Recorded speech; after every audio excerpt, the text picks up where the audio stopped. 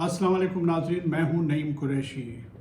सियासी रहनुमाओं की मकबूलियत जांचने का एक तरीक़ाकार तो इंतखाबात हैं कि कौन सी जमात, कौन सा शख्स कितनी सीटें हासिल करता है। उससे अंदाज़ा होता है कि ये जमात अवाम में कितनी मकबूल है। या दूसरा पैमाना जो है वो जलसे हैं कि किसके जलसों में कितने लोग शरीक हुए, इससे भी किसी सियासतदान की मकबूलियत का अंदाज़ा हो जाता है। लेकिन आजकल मकबूलियत का अंदाज़ ये है कि कौन सा सियासी रहनुमा अवामी इज्तिमात में जाता है, अवामी मुकामात पे जाता है और वहाँ लोग उसे रिस्पॉन्स क्या देते हैं। तो आज ईद का दिन है। आज देखना ये था कि PDM के कितने रहनुमा अवाम में जाते हैं, PTI के कितने रहनुमा अवाम में जाते हैं, उन्हें क्या रिस्पॉन्स मिलता है। तो गवर्नर पंजाब उमर सरफराज चीमा जो हैं वो आज बादशाही मस्जिद में ईद की नमाज अदा करने के लिए गए थे। वहाँ लोगों ने उन्हें बड़ा अच्छा रिस्पॉन्स दिया। लोगों ने उनके हक़ में नारे लगाए और पाकिस्तान के हक़ में नारे लगाए। वो लोगों से में घुल मिल गए, लोगों से मिले, बहुत लोगों से उन्होंने मुलाकात की। उसके अलावा PTI के और रहनुमा जो हैं वो मुख्तलिफ शॉपिंग मॉल्स में चले गए, वहाँ लोगों से मिले। इससे पहले इमरान खान साहब जो है वो इस्लामाबाद में लोगों में गए मिलने के लिए। हर जगह बड़ा अच्छा रिस्पांस था। उसके बरक्स PDM और बिलखसूस मुस्लिम लीग नून के रहनुमाओं के साथ जो कुछ भी हो रहा है वो आप सबके सामने है।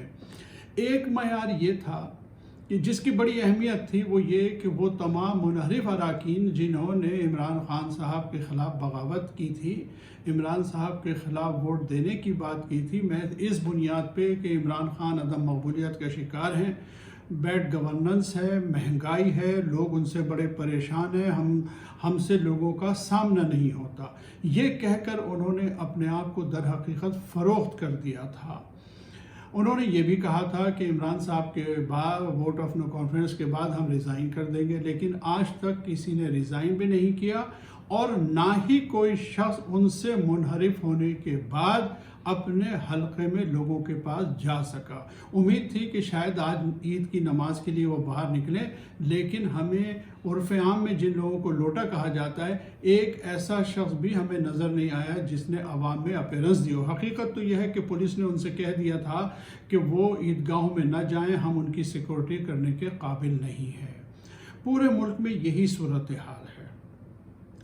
इमरान खान भी अवाम में गए, इस्लामाबाद में गए, PTI के रहनुमा जो हैं वो भी अवाम में जा रहे हैं, उन्हें हर जगह रिस्पांस मिल रहा है। उमर सरफराज चीमा जो गवर्नर पंजाब हैं, उन्होंने बादशाही मस्जिद में नमाज अदा की, वहाँ भी बड़ा ज़बरदस्त रिस्पांस था लोगों का। लोगों ने नारेबाजी की उनके हक़ में, पाकिस्तान के हक़ में नारे लगाए, वो लोगों से मिले।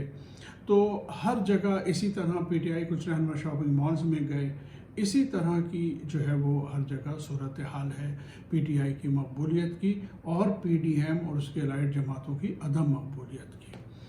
अब सूरत यह है कि जब इमरान साहब को निकाला गया हुकूमत से, तो जो लोग इसके ज़िम्मेदार थे वो यही समझ रहे थे कि माजी में जिस तरह पाकिस्तान की सियासी तारीख़ में हुआ है कि इक़्तिदार से निकलने के बाद हुक्मरान को कोई भी नहीं पूछता। जब नवाज शरीफ साहब को निकाला गया तो भी कोई बड़ी तहरीक वो नहीं चला सके, उन्हें आखिर पाकिस्तान से भागने में ही अपनी आफियत नज़र आई। इसी तरह परवेज़ मुशर्रफ साहब जो हैं वो भी जब इक़्तिदार से बाहर निकाले गए तो उन्होंने भी एक सियासी तहरीक के ज़रिए वापस आने की कोशिश की, लेकिन उन्हें अवाम ने बिल्कुल भी रिस्पॉन्स नहीं दिया। लेकिन इमरान साहब की पोजीशन जो है वो बिल्कुल मुख्तलिफ हो गई है। जैसे ही उन्हें इक़्तिदार से निकाला गया, उनकी अवामी मकबूलियत में बेतहाशा इजाफ़ा हो गया। इससे मुझे एक वाक़या याद आ जाता है पाकिस्तान की सियासी तारीख़ का। 1966 में जब ज़ुल्फ़िकार भुट्टो को वज़ीर ख़ारजा की हैसियत से अयूब काबीना से फ़ारिग किया गया, तो उसके बाद जो है भुट्टो साहब को अवामी मकबूलियत मिल गई और इस मकबूलियत का फ़ायदा उठाकर उन्होंने 1967 में जो है अपनी पाकिस्तान पीपल्स पार्टी की बुनियाद रखी थी और पाकिस्तान की सियासत की डायनामिक्स बिल्कुल बदल कर रख दी थी। उनके आने से पहले अवामी इज्तिमात, अवामी जलसे इतने बड़े नहीं होते थे, कभी भी लोग इतनी बड़ी तादाद में सियासी रहनुमाओं को सुनने नहीं जाते थे। ये सारा चीज़ों का आगाज़ जो था ये ज़ुल्फ़िकार अली भुट्टो साहब ने किया था। मौजूदा दौर में ये जो चीज़ हासिल हुई है ये इमरान खान साहब को हासिल हुई है कि इक़्तिदार से निकलने के बाद وہ جو ہے عوام میں زیادہ مقبول ہو گئے۔ اس کی بنیادی وجہ کیا ہے یہ آپ ذرا سمجھ لیجئے کہ ایسا کیوں ہوا۔ عمران خان میں ایسی کیا خاص بات تھی کہ اقتدار سے نکلتے ہی، جبکہ جب وہ اقتدار میں تھے تو بہت تمام سرویز، تمام سیاسی پنڈت یہ کہتے تھے کہ عمران صاحب جو ہیں عدم مقبولیت کی ہائٹ پر ہیں اس وقت، اور لوگوں میں بڑے ناپسندیدہ ہو گئے اور اگلا الیکشن وہ جیت نہیں سکیں گے۔ لیکن ایسا کیا ہوا؟ دیکھیے، ایک تو یہ ہے کہ پاکستان کے عوام نے پہلی مرتبہ یہ دیکھا کہ ایک شخص جو وزیر اعظم بنا وہ ایک ڈائری لایا اور جاتے ہوئے ایک ڈائری لی اور اٹھا کے چلا گیا۔ آج کل کے زمانے میں لوگ ہر چیز کا کمپیریزن فوراً کر لیتے ہیں، فوراً دیکھ لیتے ہیں کہ نواز شریف کے دور میں کیا تھا، زرداری صاحب کے دور میں کیا تھا، قومی خزانے کے ساتھ کیا کیا گیا اور عمران خان نے کیا کیا۔ ان ساری چیزوں کی بنیاد پہ لوگوں نے کہا کہ یہ تو ایک فرشتہ نما ہمیں وزیر اعظم مل گیا تھا، یہ تو ایک ایسا شخص تھا جس پہ 1 روپے کی کرپشن کا الزام اپوزیشن جو اب تک نہیں لگا سکی۔ صرف جھوٹی گفتگو، جھوٹے باتیں کے علاوہ حکومت کے پاس ایک کیس نہیں ہے اس شخص کے بارے میں۔ اس اعتبار سے لوگ فوراً کمپیئر کر لیتے ہیں اور لوگ سمجھ جاتے ہیں کہ پاکستان کے ساتھ مخلص کون ہے۔ ایک وجہ تو یہ ہے۔ دوسری بات یہ ہے کہ جس بنا پہ عمران خان کو نکالا گیا، لوگ اس بات کو تسلیم کرتے ہیں کہ عمران خان جو ہے وہ سچ کہہ رہے ہیں، وہ جو کچھ کہہ رہے ہیں وہی حقیقت ہے۔ اس کے برعکس جو پی ڈی ایم ہے، اس کے رہنما جو کچھ بھی کہہ رہے ہیں وہ غلط ہے۔ واقعی ان کی حکومت جو ہے ایک سازش کے نتیجے میں نکالی گئی، لوگوں نے یہ بات تسلیم کر لی، تو لوگ جو ہے وہ ان کے ساتھ ہو گئے ہیں۔ اب جن لوگوں کا یہ خیال تھا کہ ماضی کی طرح عمران خان جو ہے وہ بھی ماضی کا حصہ بن جائیں گے، اس وقت ان کو سب سے زیادہ پریشانی جو ہے وہ لاحق ہے۔ انہیں سمجھ نہیں آتا کہ اب اس کا توڑ کیسے کیا جائے۔ دیکھیے، سیاسی جماعتیں اور ان کے موجودہ جو لوگ اقتدار میں ہیں وہ، اور جو ان کے سہولت کار ہیں، وہ اب دن رات اس سوچ بچار میں مبتلا ہیں کہ اس بلا سے کیسے نمٹا جائے۔ وہ یہ حقیقت بھی جانتے ہیں کہ وہ سیاسی طور پہ عمران خان کا مقابلہ نہیں کر سکتے۔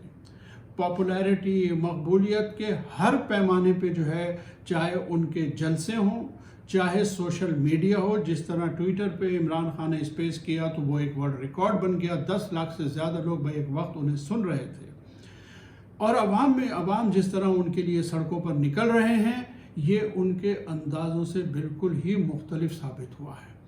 تو اب ان حلقوں میں اس وقت بہت بے چینی ہے، اور وہ جو کچھ بھی سوچ رہے ہیں، دیکھیے وہ یہ سوچتے ہیں کہ سیاسی طور پہ تو نکال نہیں سکتے، تو اب شنید یہ ہے، اب مختلف حلقوں میں یہ بات گردش کر رہی ہے کہ عمران خان کو روکنے کے لیے غیر روایتی ہتھ کنڈے آزمائے جائیں گے، جن میں سب سے بڑا رول جو ہے وہ ویڈیوز کا ہوتا ہے کہ کسی قسم کی ویڈیوز جو ہے وہ ایڈٹ کر کے جو ہے اس کو پیش کر دیا جائے، اور جیسا وہ خود بھی کہہ رہے ہیں، ان کے ساتھی بھی کہہ رہے ہیں کہ کردار کشی کی جائے۔ لیکن دیکھیے، کسی کی کردار کشی اگر کوئی شخص کرنا چاہتا ہے تو اس کے لیے ایک شرط بہت ضروری ہے، اور وہ یہ ہے کہ کردار کشی کرنے والا جو ہے وہ اپنے شفاف کردار کو عوام کے سامنے لائے، اس کا دامن پاک اور صاف ہونا چاہیے۔ جیسا کہ زیدی صاحب نے، مصطفیٰ زیدی نے ایک شعر کہا تھا کہ حدیث ہے کہ اصولاً گناہ گار نہ ہوں، گناہ گار پہ پتھر اٹھانے والے، اور اپنی آنکھ کے شہتیر پہ نظر رکھیں، ہماری آنکھ سے کانٹے نکالنے والے۔ مسئلہ یہ ہے کہ پی ڈی ایم میں، مسلم لیگ نون میں کوئی ایسا شخص موجود ہی نہیں ہے جس کا دامن صاف ہو۔ لہٰذا اگر عمران صاحب کی کردار کشی کی گئی تو لوگ اسے ایکسیپٹ نہیں کریں گے، جس طرح ریحام خان کی کتاب کو لوگوں نے ایکسیپٹ نہیں کیا تھا، جس طرح ریحام خان کے لگائے گئے الزامات کو لوگوں نے تسلیم نہیں کیا تھا، اسے ردی کی ٹوکری میں پھینک دیا تھا۔ اس لیے کہ ریحام خان خود کچھ بھی نہیں ہے، ان کا حوالہ صرف یہی ہے کہ وہ عمران خان کی سابقہ بیوی ہیں، ادروائز وہ شی از اے نو بڈی، وہ کچھ بھی نہیں ہے اس کے علاوہ۔ تو اسی طرح اگر اس قسم کا کوئی گھٹیا ہتھ کنڈا آزمایا گیا تو اس کا انجام بھی یہی ہوگا، لیکن اس کے نتیجے میں حالات بہت سنگین ہو جائیں گے، کیونکہ ظاہر ہے کہ سیاسی رہنما جو ہیں اگر وہ یہ کردار کشی کی کوشش کرتے ہیں تو ان کا تو اپنا دامن تار تار ہے، اور اگر جو خفیہ لوگ ہیں، جو چھپے ہوئے ہاتھ ہیں، اگر وہ اس کی کردار کشی کریں گے تو پھر اس وقت پاکستان میں لوگ ویسے ہی نہ تو اسٹیبلشمنٹ کی بات سنتے ہیں، نہ ان پہ بلیو کرتے ہیں، اور نہ ہی حتیٰ کہ عوام عدالتوں پہ بلیو کرتے ہیں۔ اس اعتبار سے حالات بہت سنگین ہیں کہ جس معاشرے میں لوگ عدالتوں پر عدم اعتماد کا اظہار کر دیں، وہ وہاں اس معاشرے میں پھر جنگل کا قانون ہو جاتا ہے۔ اس اعتبار سے میں سمجھتا ہوں کہ حالات جو ہیں وہ بہت سنگینی اختیار کر چکے ہیں۔ تمام تر کوششوں کے باوجود اپوزیشن کی جماعتوں کی اس وقت عمران خان سیاست کا مرکز و محور ہے۔ اس وقت وہ پاکستان کی سب سے بڑی سیاسی شخصیت ہیں، سب سے بڑی ان کی پارٹی ہے، اور وہی سیاست کا مرکز و محور ہے۔ اب اگر عمران خان کو آخری حربے کے طور پہ بلیک میل کیا جاتا ہے تو اس کے نتائج بھی بہت خراب ہوں گے۔ دوسری بات یہ ہے کہ شیخ رشید صاحب نے ایک پریس کانفرنس کی ہے، انہوں نے براہ راست اسٹیبلشمنٹ سے کہا ہے کہ لوگوں کی نگاہیں جو ہیں وہ اب اسٹیبلشمنٹ کی طرف لگی ہوئی ہیں، کیونکہ اسٹیبلشمنٹ ہی اب اس وقت ان حالات میں واحد ایک ایسی فورس ہے جو موجودہ امپورٹڈ حکومت کو اس بات پہ مجبور کر سکتی ہے کہ وہ عمران صاحب کے ساتھ بیٹھیں، ان کے ساتھ نیگوسیشنز کریں، ان کے مطالبات کے مطابق الیکشنز پر راضی ہو جائیں۔ کیونکہ اگر ایسا نہ ہوا اور بات دھرنے تک پہنچی تو پھر معاملات بہت زیادہ، حالات بہت زیادہ خراب ہو جائیں گے۔ دیکھیے، بہت سارے تجزیہ کار یا تو جان بوجھ کے غلط بتاتے ہیں یا وہ غلط فہمی کا شکار ہیں کہ بار بار ریفرنس دیا جاتا ہے۔ میں نام لے دیتا ہوں، سلیم صافی جیسے صحافیوں کی جانب سے، حامد میر جیسے صحافیوں کی جانب سے بار بار یہ بتایا جاتا ہے کہ صاحب 2014 کا جو دھرنا تھا پی ٹی آئی کا، جو 126 دن چلا تھا، اس میں وہ کہتے ہیں کہ جی اس میں طاہر القادری کے لوگ زیادہ تھے۔ اچھا جی، دوسری بات وہ یہ کہتے ہیں کہ جی اس میں ان کو اسٹیبلشمنٹ کی مدد حاصل تھی۔ جی دو بنیادی باتیں کرتے ہیں، ایک یہ کہ جی طاہر القادری کے لوگ بہت تھے اس میں جو ہے انہیں اسٹیبلشمنٹ کی مدد حاصل تھی، اور یہ دو چیزیں جو ہیں اس وقت ان کو حاصل نہیں ہیں۔ میں حیران ہوتا ہوں کہ اتنے عرصے سے یہ صحافت کرتے ہیں، ان کو دو تین بنیادی چیزیں نظر نہیں آتی ہیں۔ ایک تو یہ 2014 نہیں ہے، یہ 2022 ہے، پلوں کے نیچے سے بہت پانی بہہ چکا ہے۔ آج تحریک انصاف پاکستان کی سب سے بڑی سیاسی جماعت ہے۔ اس وقت تحریک انصاف کی سیٹیں جو ہیں وہ کتنی سیٹیں تھیں؟